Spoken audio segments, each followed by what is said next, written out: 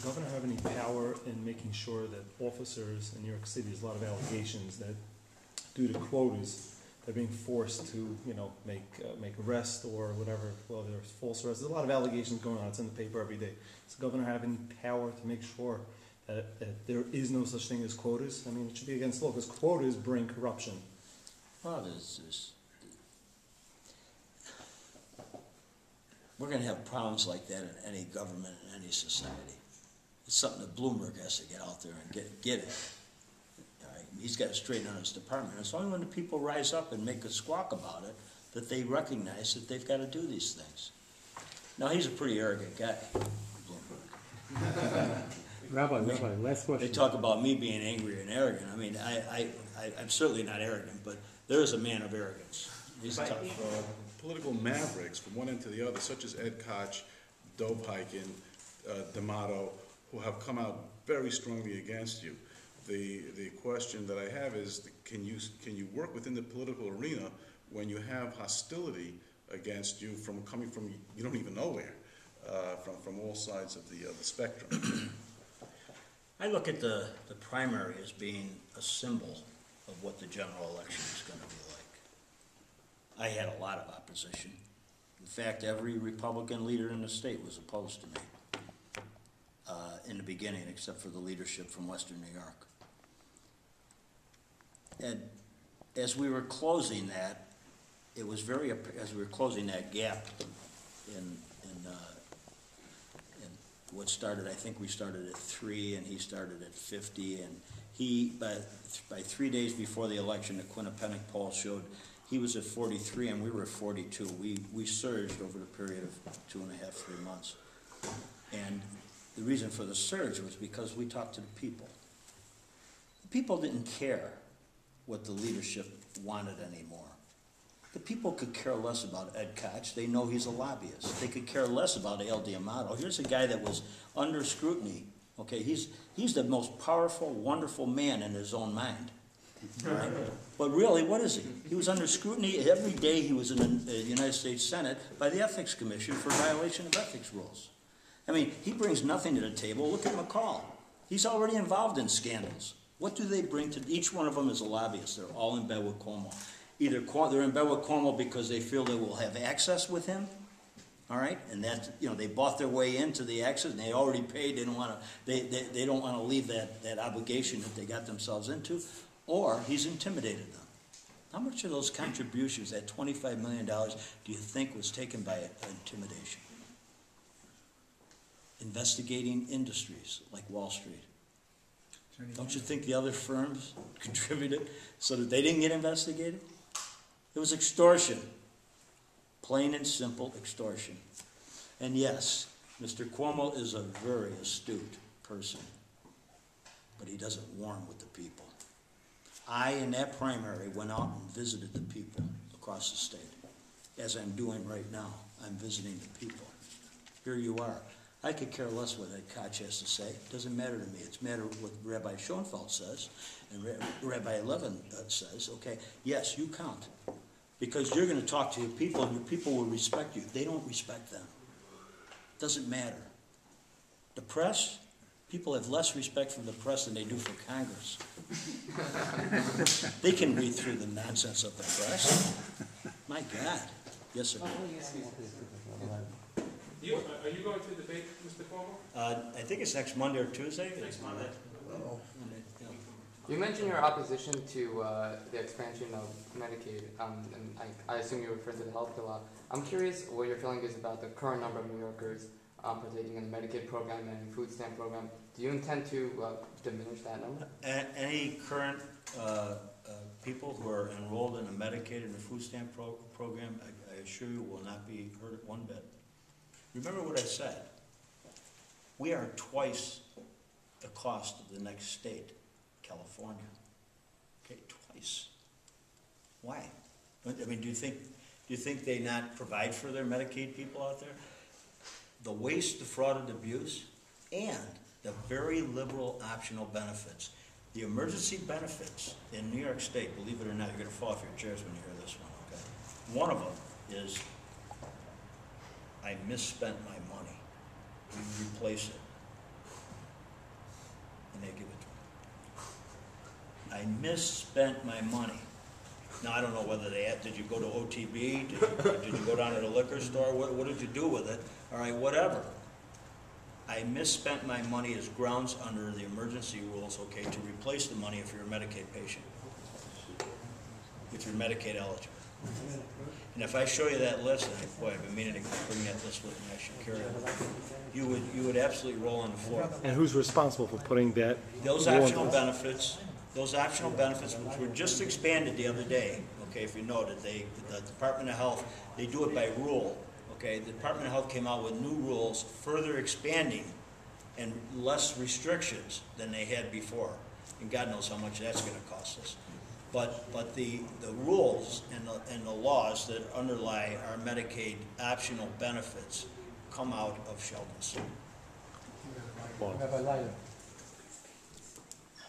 You know, I think historically, the people who any of us would identify, they stood out for a certain period in their lives only. They had their day. Winston Churchill is one of my role models. Before the war, they wouldn't listen to him. And he was warning them that then nobody listened. But when Germany entered the Sudetenland, all of a sudden, boy, they went and they threw Chamberlain out, and they couldn't get him up there fast enough. And what did he do? He led his country in the worst of times, the most disastrous of times. He got America to join that war. Winston Churchill. After the war, does anybody know of any notable thing that Churchill did? I think they threw him out after a couple of years. You know? They threw him out. But during those years, my God. And the ability to articulate it, the ability to, with a short soundbite, to grab the people and to give them confidence and to give them strength to get through it. What a great man. Tommy Franks, Schwarzkopf. Yeah, those are I believe in the rule of law. If it's a law in the books, we have to enforce it. We don't have the choice, okay? As in elected office, I have an obligation under Article 4, Section 3 of the Constitution to enforce all the laws of the state of New York. Now, if I don't agree with a law, can I advocate against or for changing it? Of course you can. Yes.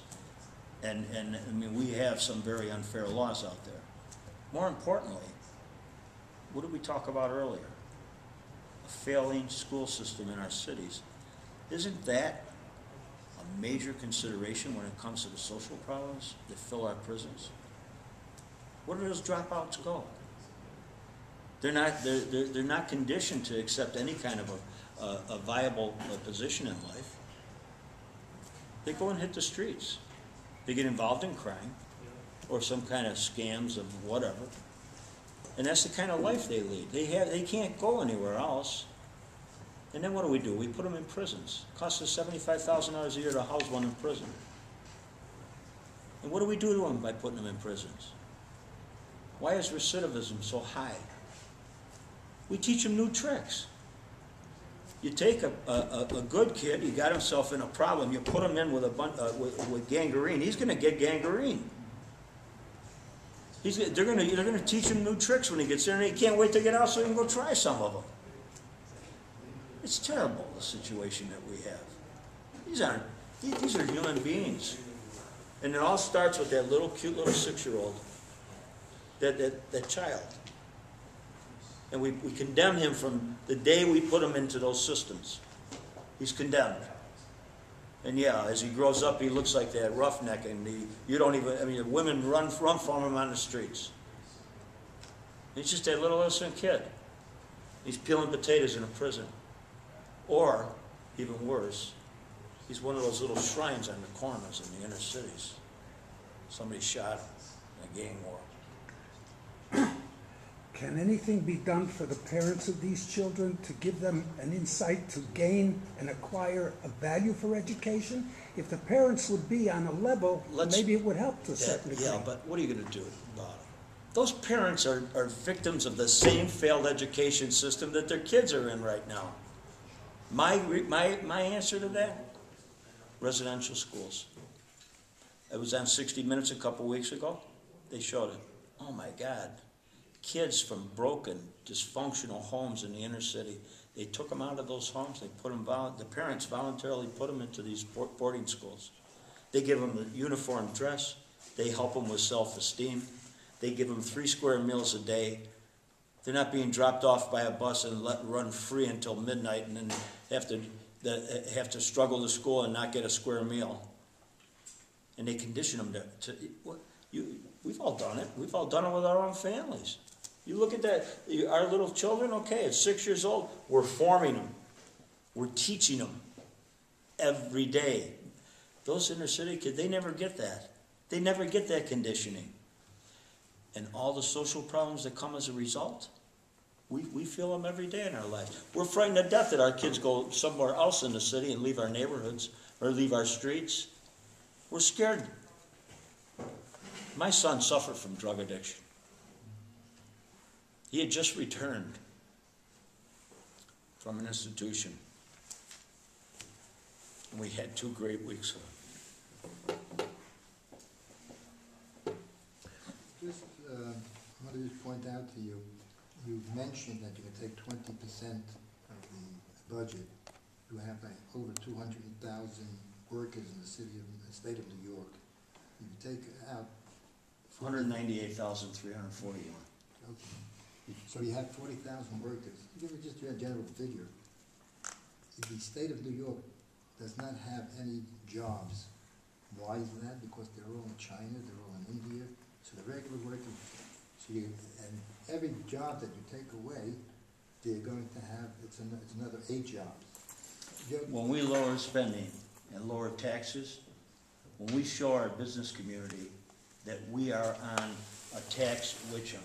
In other words, we will lower taxes every year for 4 years. In the first year, I promised 10%. We're going to lower the personal income tax by 10%.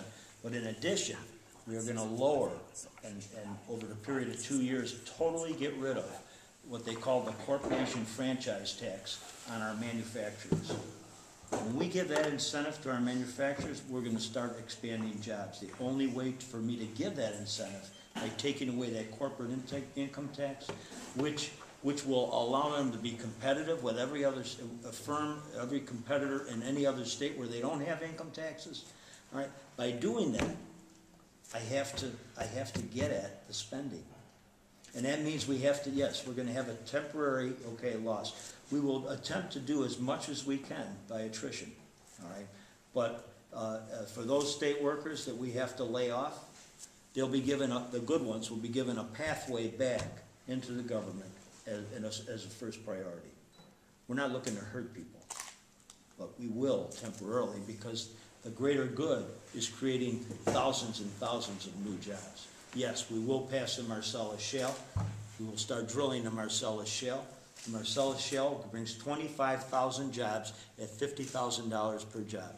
If there's a concern, and if it's proven that the watershed of New York might be in danger in any sense, all right, fine, we'll just drill to the west. We won't drill in this area, and the watershed can be protected. But that's not why it's being held up, because that logically would have been done before if there was something wrong on the study about the watershed. It's being held up because Mr. Green hasn't arrived. They haven't figured out how to buy our legislature. And a lot of people have made that mistake with different bills and different efforts. Our legislature has been for sale for years and years and years. The pay-to-play club is alive and well, and that's why you see them pushing back so hard at me. They don't want me there. They're frightened to death I'm going to take away the feeding trough that they're feeding at.